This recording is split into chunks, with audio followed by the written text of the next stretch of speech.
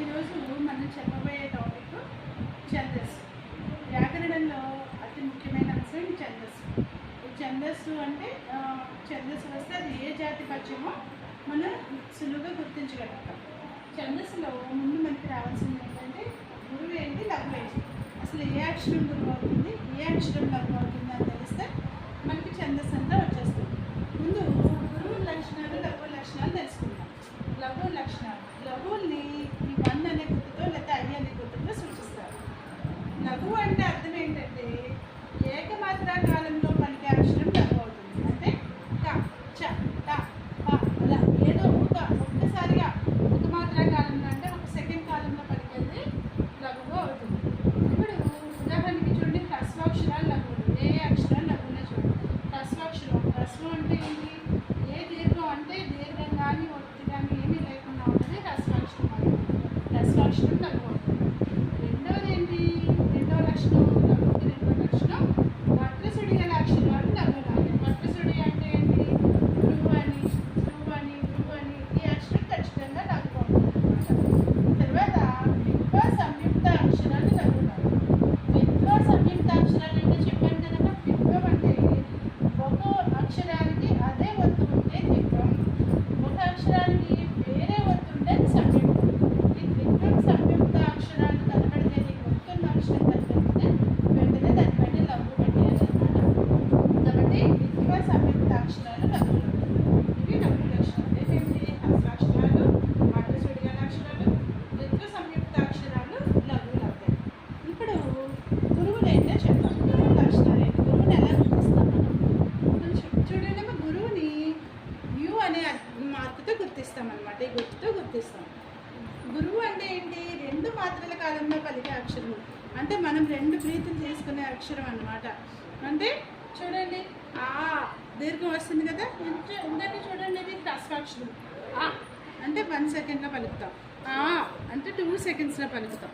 అలాగా ఈ రెండు మాత్రల కాలంలో పలికే అక్షరాలన్నీ కూడా గురువులు అవుతాయి. తర్వాత పూర్ణ బిందువుతో కూడిన అక్షరాలు గురువులు. పూర్ణ బిందువు అంటే ఏంటి, 0. అమ్మని, తమ్మని, కమ్మని, మమ్మని ఇలా ఏ అక్షరాలు అయితే ఉన్నాయో ఆ పూర్ణ బిందువు అక్షరాలన్నీ కూడా గురువులు అవుతాయి అన్నమాట.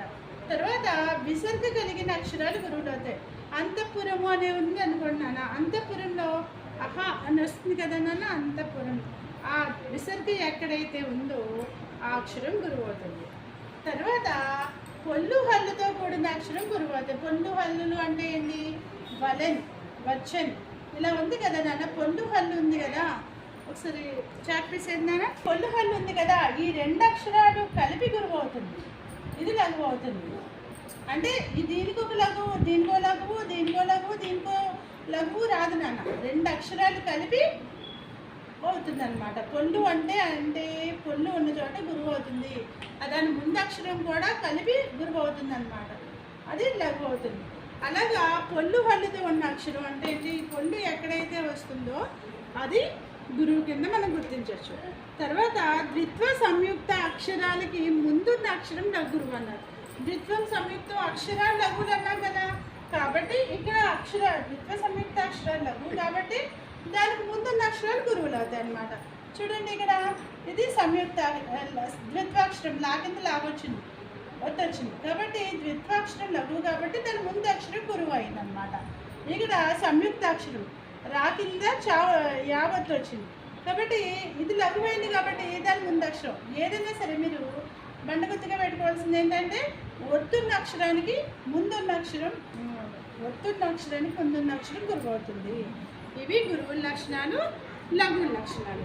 ఇవి మీరు కంఠస్థ చేసిన తర్వాత మీకు ఒక పద్యపాదానికి గణ విభజన చేయడం చాలా సులువైపోతుంది. ఇప్పుడు గణ విభజనలో ఏమేమి గణాలు ఉన్నాయి, ఫస్ట్ ఏకాక్షర గణాలు ఉన్నాయి. ఒకే అక్షరం గల గణాలు ఉంటాయి. ఒకే లఘువే ఉంటే అది లగనం అవుతుంది, ఒక్క గురువే ఉంటే గగనం అవుతుంది. తర్వాత రెండు అక్షరాల గణాలు ఉన్నాయి. లము అంటారు, అంటే రెండు లఘువులు. లా అంటే రెండు లఘువులు అన్నమాట. లఘువు లఘువు, గగము గురువు గురువు, లగము లఘువు గురువు, గలము గురువు లఘువు అన్నమాట. ఇవి రెండు అక్షరాలు, అవి ఏకాక్షరాలు, ఇవి రెండు అక్షరాలు. ఇప్పుడు మూడు అక్షరాలు గణాలు. మూడు అక్షరాల గణాలు గుర్తించడానికి మీరు సులువుగా ఉండడం కోసం ఈ చార్ట్ వేసుకోండి. ఇందులో బ జ స య ర త మ న అని వేసుకున్నారు. ఇది మీకు చూడండి చక్కగా సులువైన పద్ధతిలో చెప్తాను. మొదటి గురువు ఆది గురువు, తర్వాత 2 లఘువులే. ఇది ఒక స్కెచ్ కింద వేసుకుని వెళ్ళిపోండి. మొదట గురువు వస్తుంది, 2 లఘువులు వస్తాయి. తర్వాత ఆ గురువుని ఇక్కడ మధ్యలోకి తీసుకెళ్తాను. ఇక్కడ మొదట ఉంది గురువు, దీన్ని మధ్యలోకి తీసుకెళ్ళాను, దీన్ని చివరికి తీసుకెళ్ళాను. తర్వాత లఘువు మొదట ఉంది, మధ్యలో ఉంది, చివరి ఉంది. అంటే ఇది ఒక ఆర్డర్లో అనమాట. గురువుని మొదట పెడతారు, మిగతా 2 లఘువులు. గురువుని మధ్యలో పెడతారు, అటు ఇటు కూడా లఘువులు ఉంటాయి. తర్వాత గురువు చివరికి వస్తుంది. ఇక్కడ మళ్ళీ మొదలు అవుతుంది, లఘువుతో స్టార్ట్ అవుతుంది. లఘు మొదట, మధ్యలోకి, చివరికి వస్తుంది.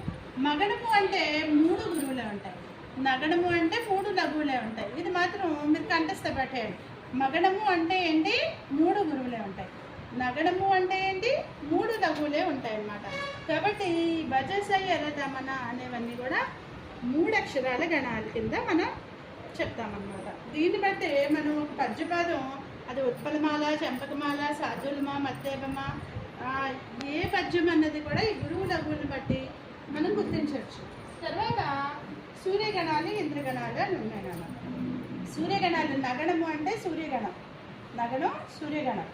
నగణం అంటే తెలుసు కదా నాన్న, 3 లఘువులు.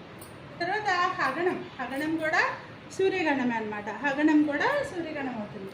తర్వాత ఇంద్రగణాలు, నలం, నగం, సలం, గగనం, తగణం, తగణం. దీన్ని మనం ఈజీగా ఎలా గుర్తుపెట్టుకుంటారు? నల, నగ, సల, భరత అని గుర్తుపెట్టే ఉన్నాం అనుకో. ఇంద్రగణాలు ఎన్ని ఉంటాయి? 6 ఉంటాయి. సూర్యగణాలు 2 ఉంటాయి. సూర్యగణాలు 2 ఏంటి? నగణము, హగణము. ఈ 2 కూడా సూర్యగణాలు. ఇంద్రగణాలు 6 అనమాట. నలం, నగం, సలం, గగనం, రగణం, తగణం అనమాట.